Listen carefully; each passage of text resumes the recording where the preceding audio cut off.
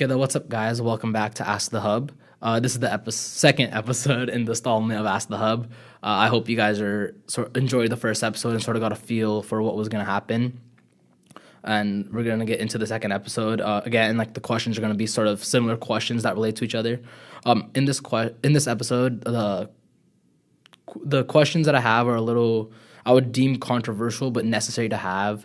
It's a lot about what our community faces, and there's a lot pretty hard to ask these type of questions in person or even with your face attached to it. So what I would say is, if you guys have any comments about like the questions that were asked, I'd say you be constructive about them and not too negative. These people did have the courage to ask this question and have me give their advice on it. And I'm just gonna put this disclaimer out there: I don't know enough, to be honest. I'm just gonna try to give my advice and my perspective on this issue. So you guys will understand where I'm coming from once you guys hear the questions and the answers. So let's get into it. So first thing is your opinion on parents forcing their kids to keep long hair. Just to start off, a story about myself.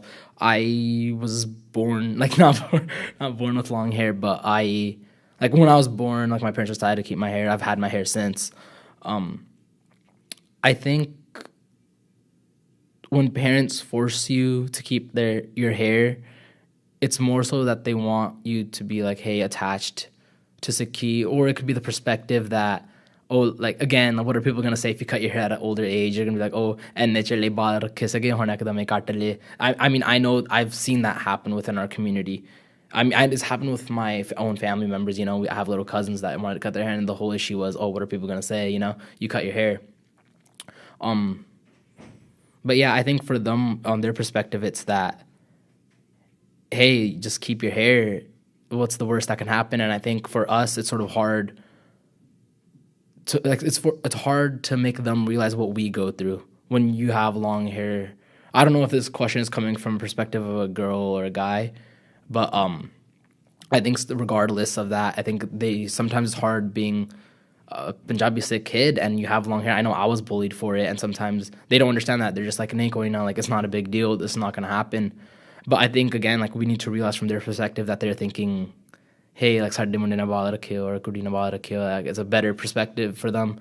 And I think when, like, the biggest, not solution, but like what I would recommend is if you are like in that area where you don't want to keep your hair, I would say talk to your parents. I think the biggest key is going to be open communication and sort of telling them like, hey, I don't want to keep my hair. And again, like, I don't know if this is an older person, younger person.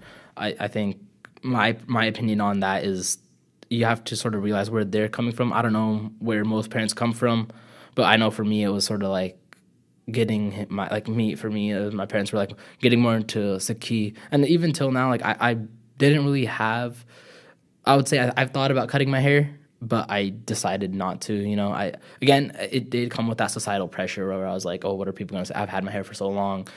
I'm not going to cut my hair right before I go to college, which has been done, you know? Again, it's all about open communication, sort of feeling comfortable the way you are. And I sort of sidetracked, but I think that's what it is. My opinion on parents specifically forcing them to keep their hair, I don't think that should be done, honestly. But like, again, like, realizing from their perspective, I think just telling them that you don't want to keep your hair, coming to them with, I guess, like it wouldn't be a compromise, but sort of telling them what you're going through and be like, oh, I might not feel comfortable in a situation like this. But yeah, I don't know if that made sense, but that was sort of my take on that question. The next question was, I did Amrit Shak at an age where I didn't understand. Now I don't want to be part of it and want to change my thoughts. How do I bring this up to my family? Again, I think this has to do with open communication, right? There's a lot of instances that I know about personally where they were kids when they did Amrit Shak, you know, and they just aren't, you know, views change as you grow older. I know for me too. My view changes all the time, and in no way do I want to say go and tell your parents you want to cut your hair. I think like there's like, you should also evaluate your own reasoning why you want to do it, and sort of make sure that's the step you want to take, because sometimes we do rush into making certain decisions, and they sometimes, once you make that decision, you realize after, like, oh, damn. So maybe just having like a sort of self-reflection type thing. And at the end of the day, if you do decide, right, I don't want to do this, I think it's first bringing up that conversation again, how I answered in the last question, sort of saying like, mommy, daddy, like, this is what I'm thinking and here's why. And I think I know if I was in that situation, there would be pressure from my parents, like, no, like, this is what's going to happen. Like even your own peers, I would say. I know in our society, I've had this question before too. Like, it's oftentimes is our own generation that's like the quickest ones to judge, and it sucks. But I think if that's what makes you more comfortable, like being non-Amritari, like I think that's the best decision. Because if you aren't at the best of you, like you're Amritshak and you're not fulfilling like the full, what you're, the duty of like being Amritshak and all that, I would say like you're not in the place, like not like that, not that you're not in the place, but like you're saying yourself you don't feel comfortable. I think it's just making sure to bring it up rather than being stuck and not being able to like personally like and maybe advance more. Maybe like once you're out of it, you can reflect in and say like, hey, this is what I'm missing out on. I don't know, that might have been the wrong answer, but I think that's the biggest key is sort of self-reflecting and making sure you want to take that step. And then after that, bringing it up to the parents. I think maybe even talk to the parent you're most comfortable with. If not parent, maybe even talk to a peer. Say, hey, this is what I'm going through, if you're comfortable with that, and sort of tackle that issue.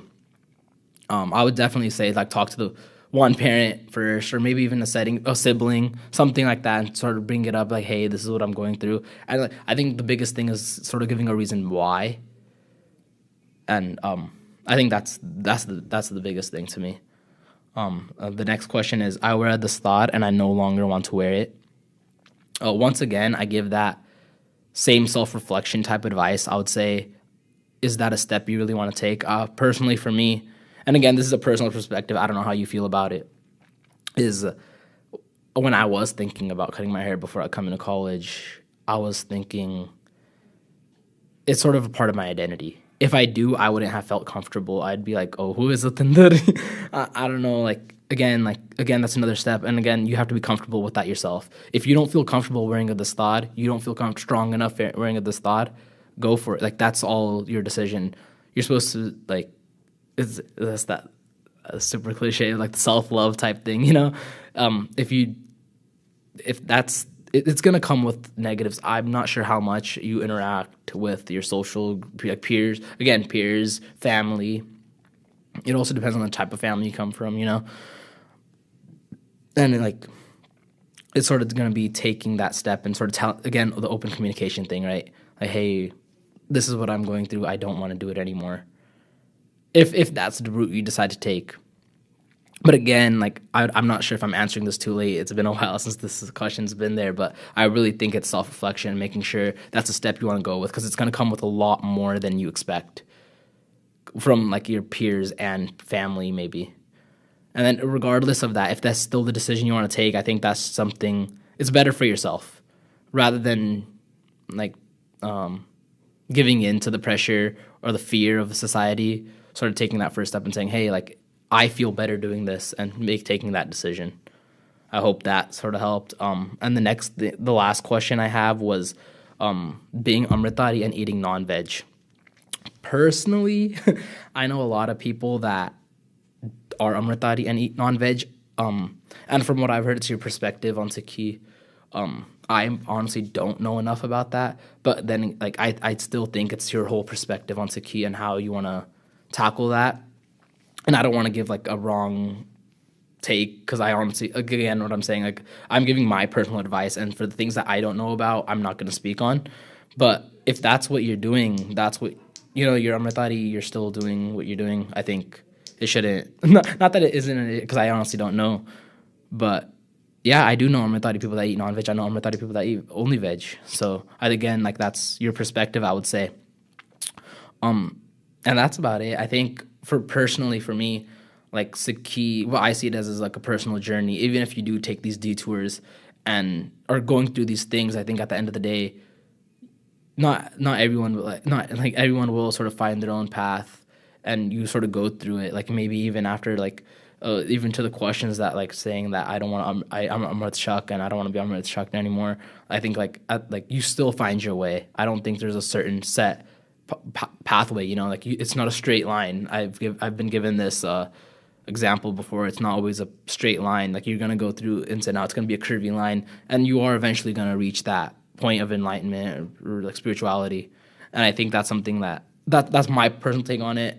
Feel free to like disagree, but I think the biggest takeaway from this one was open communication and sort of a self-reflection type thing where you want to be sure of the decision you're making. It is sometimes hard to be sure about that. I mean, honestly, if you want to talk about that personally, I don't mind if you guys honestly like comment again or reach out to me individually. I'm willing to help you through it if there's more to the story.